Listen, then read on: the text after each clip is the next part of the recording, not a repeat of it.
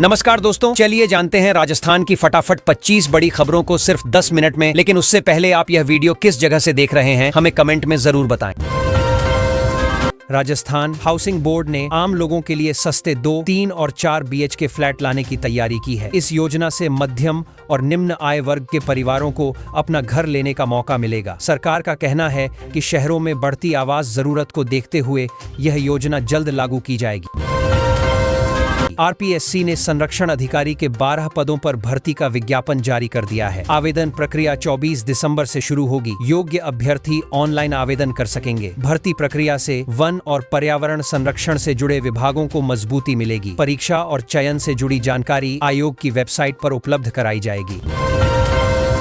RSE constable भर्ती परीक्षा की चयन सूची जारी कर दी गई है। चयनित अभ्यर्थियों में खुशी का माहौल है। विभाग ने कहा कि आगे की प्रक्रिया जैसे मेडिकल और दस्तावेज सत्यापन की सूचना जल्द दी जाएगी। उम्मीदवारों को सलाह दी गई है कि वे आधिकारिक सूचना पर ही भरोसा करें। पटवारी भर्ती के लिए दस्तावेज सत्यापन की अंतिम तिथि 22 दिसंबर तक बढ़ा दी गई है। कई अभ्यर्थियों के अनुरोध के बाद यह फैसला लिया गया। विभाग ने कहा कि जिन उम्मीदवारों ने अभी तक सत्यापन नहीं कराया है वे तय समय के भीतर प्रक्रिया पूरी कर लें। सेना दिवस के मौके पर जयपुर में सुरक्षा के कड़े इंतजाम किए जाएंगे। ड्रोन उड़ाने पर पूर्ण प्रतिबंध लगाया गया है। प्रशासन का कहना है कि यह फैसला सुरक्षा कारणों से लिया गया है। नियमों का उल्लंघन करने वालों पर सख्त कार्रवाई की जाएगी। लोगों से सहयोग की अपील की गई है। राजस्थान में सर्द हवाओं और कोहरे ने ठंड बढ़ा दी है। 25 शहरों का तापमान 10 डिग्री सेल्सियस से नीचे चला गया है। मौसम विभाग ने अगले कुछ दिनों तक ठंड और बढ़ने की संभावना जताई है। सुबह और रात में कोहरे से जनजीवन प्रभावित हो रहा है। सुप्रीम कोर्ट ने पीने के पानी से जुड़ी याचिका को झटके में खारिज कर दिया। कोर्ट ने कहा कि गरीबों को पानी नहीं मिल रहा और याचिकाकर्ता बिना ठोस आधार के मामला लाए हैं। न्यायालय ने इसे समय की बर्बादी बताते हुए सख्त टिप्पणी की। बीजिंग में एक बार फिर घनी धुंध लौट आई है। एयर क्वालिटी बेहद खराब स्तर पर पहुंच गई है। कोहरे के कारण विजिबिलिटी काफी कम हो गई है। प्रशासन ने लोगों को सावधानी बरतने की सलाह दी है। प्रदूषण और ठंड के कारण हालात और बिगड़ने की आशंका जताई गई है। नोएडा में पेट्रोल डालकर प्रेमिका को जलाने वाले दोषी को अदालत ने 10 साल के कठोर कारावास की सजा सुनाई है। कोर्ट ने इस अपराध को बेहद अमानवीय बताया। फैसले के बाद पीड़िता के परिजनों ने संतोष जताया। मामला समाज में महिलाओं की सुरक्षा पर गंभीर सवाल खड़ा करता है। यमुना सिटी के 6 सेक्टरों में 130 औद्योगिक भूखंडों का आवंटन निरस्त करने की तैयारी है। बताया जा रहा है कि नियमों के उल्लंघन और शर्तें पूरी न होने के कारण यह कदम उठाया जा सकता है। अगर फैसला लागू हुआ तो कई निवेशकों और उद्योगों पर इसका असर पड़ेगा। अरावली बचाओ मुहिम को पूर्व मुख्यमंत्री अशोक गहलोत का समर्थन मिला है। उन्होंने कहा कि अरावली पहाड़ियां NSCR के लिए फेफड़ों की तरह हैं। पर्यावरण संरक्षण को लेकर यह बयान सामने आया है। अभियान से जुड़े लोगों ने इसे बड़ी नैतिक और राजनीतिक ताकत बताया। क्लैट 2026 में 17 साल की गीताली गुप्ता ने टॉप कर सबको चौंका दिया। उन्होंने बताया कि वह रोजाना कई घंटे पढ़ाई करती थीं और समय प्रबंधन पर खास ध्यान देती थीं। उनकी सफलता से अन्य छात्रों को भी प्रेरणा मिली है। परिवार और स्कूल ने खुशी जताई है। जयपुर में सोशल मीडिया रील को लेकर बड़ा विवाद हो गया। गौ सेवकों पर टिप्पणी करने वाले इन्फ्लुएंसर का बाजार में जुलूस निकाला गया। घटना का वीडियो सोशल मीडिया पर वायरल है। पुलिस मामले की जांच कर रही है और शांति बनाए रखने की अपील की गई है। 1993 ट्रेन बम ब्लास्ट मामले में राजस्थान हाईकोर्ट ने 4 दोषियों की समय से पहले रिहाई की याचिका खारिज कर दी है। कोर्ट ने कहा कि अपराध की गंभीरता को देखते हुए राहत नहीं दी जा सकती। फैसले से पीड़ित परिवारों ने संतोष जताया है। फेता ने आमेर किले में हाथी की सवारी पर रोक लगाने की मांग की है। संगठन का कहना है कि इससे जानवरों के साथ क्रूरता होती है। इस मांग को लेकर प्रशासन और पर्यटन विभाग के सामने मामला उठाया गया है। पशु अधिकारों को लेकर बहस तेज हो गई है। बीकानेर के एक अस्पताल में महिला को गलत रक्त चढ़ाने का मामला सामने आया है। हालत बिगड़ने पर परिजनों ने हंगामा किया। प्रशासन ने जांच के आदेश दे दिए हैं। स्वास्थ्य विभाग ने कहा कि दोषियों पर सख्त कार्रवाई होगी और लापरवाही बर्दाश्त नहीं की जाएगी। उत्कृष्ट सेवाओं के लिए 6 पुलिसकर्मियों को कांस्टेबल ऑफ द मंथ सम्मान दिया गया है। अधिकारियों ने उनके कार्य की सराहना की। सम्मान मिलने से पुलिस बल का मनोबल बढ़ा है। विभाग ने कहा कि अच्छे काम करने वालों को आगे भी प्रोत्साहित किया जाएगा। कड़ाके की ठंड में कई इलाकों में अलाव की कमी से लोग परेशान हैं। गरीब और बेघर लोगों को सबसे ज्यादा दिक्कत हो रही है। स्थानीय लोगों ने प्रशासन से अलाव की संख्या बढ़ाने की मांग की है। ठंड बढ़ने के साथ समस्या और गंभीर होती जा रही है। पीएम मोदी सहित अन्य नेताओं की उर्स में चादर पर रोक की मांग को लेकर मामला कोर्ट पहुंच गया है। अब इस पर तय तारीख को सुनवाई होगी। याचिकाकर्ता का कहना है कि धार्मिक परंपराओं में राजनीतिक हस्तक्षेप नहीं होना चाहिए। मामला संवेदनशील माना जा रहा है। जायरीनों का जत्था सुरक्षित बसों से अजमेर के लिए रवाना हुआ है। प्रशासन ने सुरक्षा के कड़े इंतजाम किए हैं। यात्रियों को किसी तरह की परेशानी न हो, इसके लिए पुलिस और प्रशासन मुस्तैद है। उर्स के दौरान भीड़ को देखते हुए विशेष व्यवस्था की गई है। नेशनल टैलेंट हंट प्रोग्राम के तहत अजमेर में संभाग स्तरीय साक्षात्कार संपन्न हुआ। बड़ी संख्या में प्रतिभागियों ने हिस्सा लिया। चयनित युवाओं को आगे विशेष प्रशिक्षण दिया जाएगा। कार्यक्रम का उद्देश्य प्रतिभाशाली छात्रों को सही मंच और मार्गदर्शन देना है। अजमेर दरगाह और शिव मंदिर विवाद अब व्हिप चादर तक पहुंच गया है। इसे लेकर बहस तेज हो गई है। दोनों पक्ष अपनी अपनी दलीलें दे रहे हैं। प्रशासन स्थिति पर नजर बनाए हुए है ताकि शांति बनी रहे और किसी तरह का तनाव न फैले। 3 मंजिला चप्पल जूते के गोदाम में भीषण आग लग गई। आग से भारी नुकसान हुआ है। दमकल की कई गाड़ियों ने मौके पर पहुंचकर आग पर काबू पाया। राहत की बात यह रही कि किसी के हताहत होने की खबर नहीं है। आग लगने के कारणों की जांच जारी है। बुलंद दरवाजे पर उर्स का झंडा चढ़ते ही ख्वाजा गरीब नवाज के 814वें उर्स का आगाज हो गया है। देश विदेश से जायरीन अजमेर पहुंच रहे हैं। प्रशासन ने सुरक्षा और व्यवस्था के व्यापक इंतजाम किए हैं ताकि आयोजन शांतिपूर्ण ढंग से संपन्न हो सके। दिल्ली में जहरीली हवा और कम विजिबिलिटी से लोग परेशान हैं। AQI 500 के करीब पहुंच गया है और येलो अलर्ट जारी किया गया है। सांस की दिक्कत, आंखों में जलन और ट्रैफिक समस्याएं बढ़ गई हैं। प्रशासन ने बच्चों और बुजुर्गों को घर में रहने की सलाह दी है।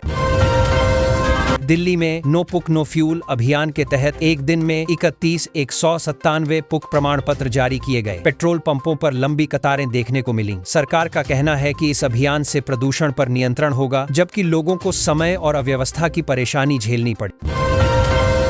राजस्थान सरकार की सीएम किसान सम्मान योजना में इस बार बड़ी राहत है। करीब 74 लाख किसानों को अगली किस्त मिलने वाली है। तय तारीख को सीधे किसानों के खाते में पैसा आएगा। सरकार का कहना है कि इससे खेती के खर्च और रोजमर्रा की जरूरतों में किसानों को मदद मिलेगी। राजस्थान में इस योजना को लेकर गड़बड़ी का मामला सामने आया है। जांच के बाद 5 लोगों को गिरफ्तार किया गया है। आरोप है कि योजना के काम में नियमों की अनदेखी हुई। प्रशासन अब कह रहा है कि दोषियों पर सख्त कार्रवाई होगी। डिजिटल गवर्नेंस को लेकर सरकार दावा कर रही है कि इससे प्रदेश की तस्वीर बदली है। ऑनलाइन सेवाएं बढ़ने से कामकाज में पारदर्शिता आई है और राजस्व में भी बढ़ोतरी हुई है। लोगों को दफ्तरों के चक्कर कम लगाने पड़ रहे हैं, जिससे समय और पैसा दोनों बच रहे हैं।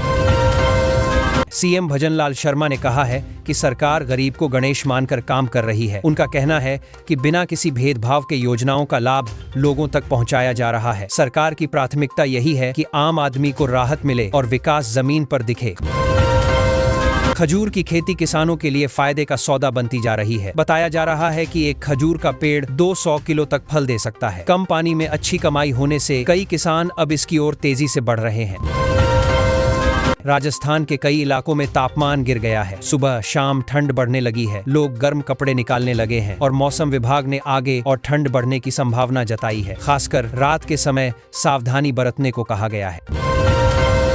राजस्थान पुलिस भर्ती को लेकर बड़ी अपडेट आई है। 12वीं बटालियन RSC परीक्षा का परिणाम घोषित कर दिया गया है। लंबे समय से इंतजार कर रहे अभ्यर्थियों ने राहत की सांस ली है। अब अगली प्रक्रिया की तैयारी शुरू हो गई है। कोटा में MTS भर्ती परीक्षा में नकल का बड़ा खेल सामने आया है। 4 आरोपियों को पकड़ा गया है और उनसे पूछताछ जारी है। पुलिस का कहना है कि यह पूरा नेटवर्क कैसे काम कर रहा था, इसकी गहराई से जांच की जा रही है।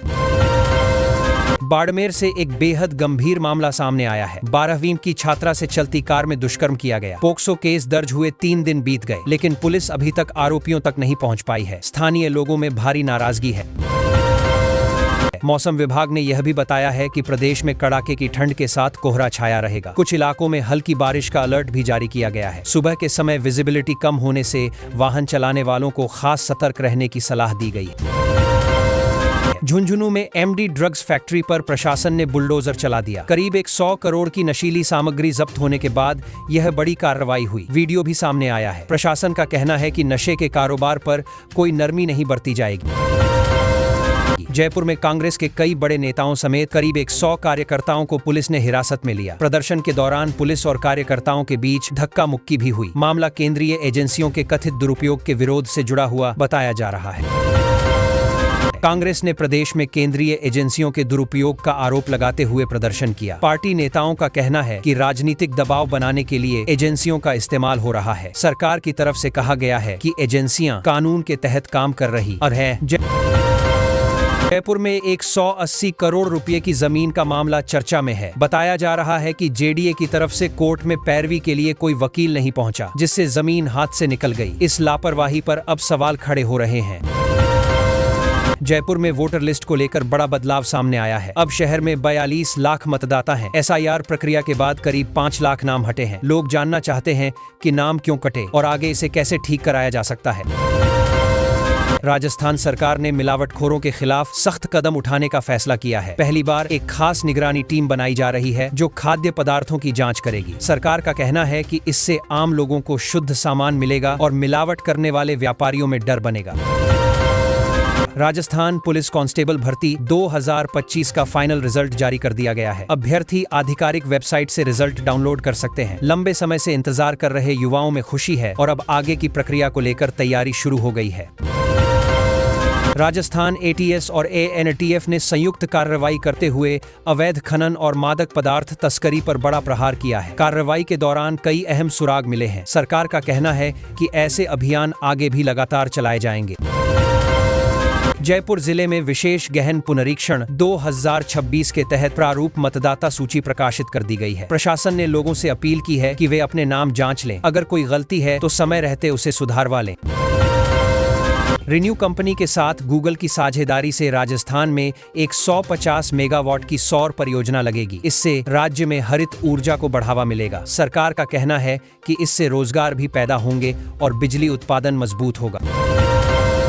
झुंझुनू जिले में मतदाता सूची से करीब 1.16 लाख नाम हटाए जाएंगे। प्रशासन का कहना है कि यह प्रक्रिया नियमों के तहत की जा रही है। लोगों से अपील की गई है कि वे समय रहते आपत्ति दर्ज कराएं। राजस्थान लोक सेवा आयोग में वृहद स्वच्छता अभियान चलाया गया। अधिकारियों और कर्मचारियों ने मिलकर सफाई की। आयोग का कहना है कि साफ सुथरा माहौल काम की गुणवत्ता को बेहतर बनाता है। बालोतरा से पचपदरा नई रेल लाइन के फाइनल लोकेशन सर्वे को मंजूरी मिल गई है। इससे क्षेत्र के लोगों में खुशी है। माना जा रहा है कि रेल लाइन बनने से आवागमन आसान होगा और विकास को गति मिलेगी। पुलिस मुख्यालय में स्वच्छ कार्यालय अभियान के तहत DGP शर्मा ने खुद झाड़ू लगाई। उन्होंने कहा कि सफाई सिर्फ कर्मचारियों की नहीं बल्कि अधिकारियों की भी जिम्मेदारी है। इस पहल को सकारात्मक संदेश के रूप में देखा जा रहा है। विधायक निधि से जुड़े कथित कमीशन मामले में 2 अधिकारियों को सस्पेंड कर दिया गया है। सरकार का कहना है कि भ्रष्टाचार किसी भी स्तर पर बर्दाश्त नहीं किया जाएगा और आगे भी सख्त कार्रवाई होगी। SIR 2026 के बाद राजस्थान में करीब 41 लाख से ज्यादा नाम मतदाता सूची से हटाए गए हैं। ड्राफ्ट रोल जारी कर दिया गया है। अब लोगों में यह जानने की उत्सुकता है कि आगे क्या प्रक्रिया होगी।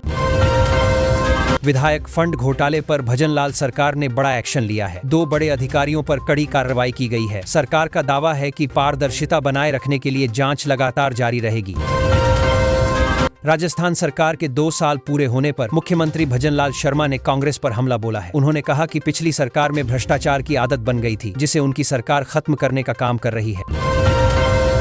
पश्चिमी विक्षोभ के कारण राजस्थान के मौसम में बदलाव देखने को मिल रहा है। 23 शहरों में तापमान 10 डिग्री से नीचे चला गया है। ठंड बढ़ने से लोगों ने गर्म कपड़ों का सहारा लेना शुरू कर दिया है। भिवाड़ी में ग्रेप 4 नियमों की जमकर अनदेखी हो रही है। वायु गुणवत्ता गंभीर श्रेणी में पहुंच चुकी है। इसके बावजूद नियमों का पालन नहीं हो रहा, जिससे लोगों के स्वास्थ्य पर खतरा बढ़ता जा रहा है। PM मोदी पर भद्दी टिप्पणी के मामले में मंजू लता ने माफी मांगने से इनकार कर दिया है। इस बयान पर लल्लन सिंह की भी प्रतिक्रिया सामने आई है। मामला अब राजनीतिक तूल पकड़ता जा रहा है।